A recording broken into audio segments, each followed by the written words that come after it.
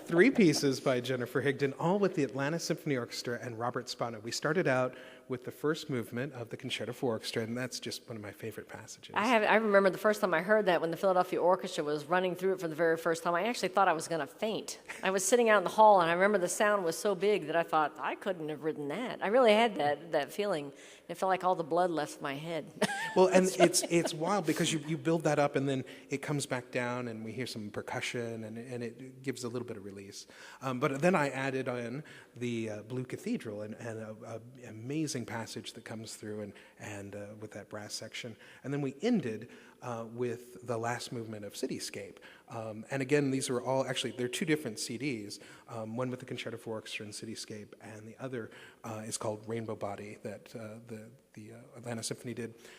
And I was curious, Robert Spano and the Atlanta Symphony Orchestra, these great recordings on Telearch, how did these come about? This is totally by accident. I went to school in Bowling Green, Ohio, and Robert Spano was hired my last year there to run the orchestra, and he was a young 23, which is young for a conductor coming out of school, and I took a class with him. I took a conducting class, even though I was a flute major, and I don't know if he really connected me as me because he knew me as an undergraduate flute major. And then we had like 12 or 15 years where we didn't see each other. We weren't even in communication. And Curtis commissioned, the Curtis Institute, where I teach in Philadelphia, commissioned Blue Cathedral for their anniversary. And they had asked him to conduct. It was just a coincidence.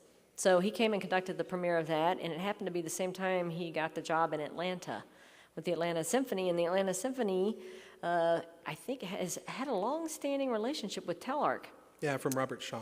Right, so I think he walked into that position with the ability to record, and he liked the piece so much. And in fact, when he told me, he called me and said he was going to record it, I thought he was joking. I thought, oh, well, when the disc actually shows up in the mail, I'll know that he was serious about it. So, but it did eventually show up in the mail. Boy, was I surprised.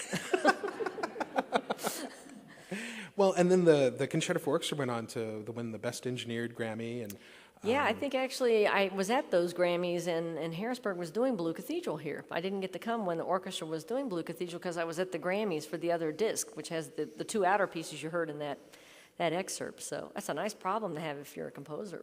Yeah, no doubt, no doubt. Well, there's such great energy in these, and I want to share a piece that was premiered just last year, yeah. Called String Poetic. And this is a piece that is in, 5 movements? Yeah, and 5 contrasting movements. Yeah, and so when I remember saying, well, could you take these out and you do them separately?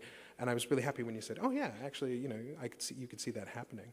How did this String Poetic come to be? Because Jennifer Coe, the violinist, asked me. Actually, she asked me when she was a student at Curtis, and then it took us about 4 or 5 years after she graduated before we could figure out a way to do it. But she wanted a sonata, and she went around to, I think it was 5 different performing and presenting organizations, and asked if they each wanted to kick in a little bit of money.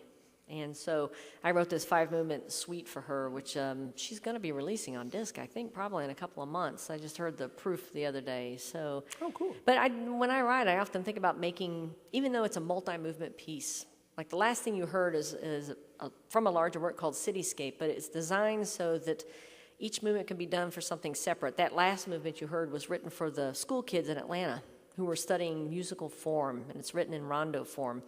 In the case of String Poetic, I was trying to make a bunch of contrasting movements that could be pulled out as separate works. So I try to make pieces that are utilitarian, because sometimes someone's putting together a recital, you don't know how long you need, how much music. Sometimes you just need a 3-minute piece to fill in something. So. Oh, cool. All right. Well, let's welcome violinist Joel Lambden and pianist Emi Kagawa. Let's hear, I actually want to hear a couple of excerpts here. Come here, guys.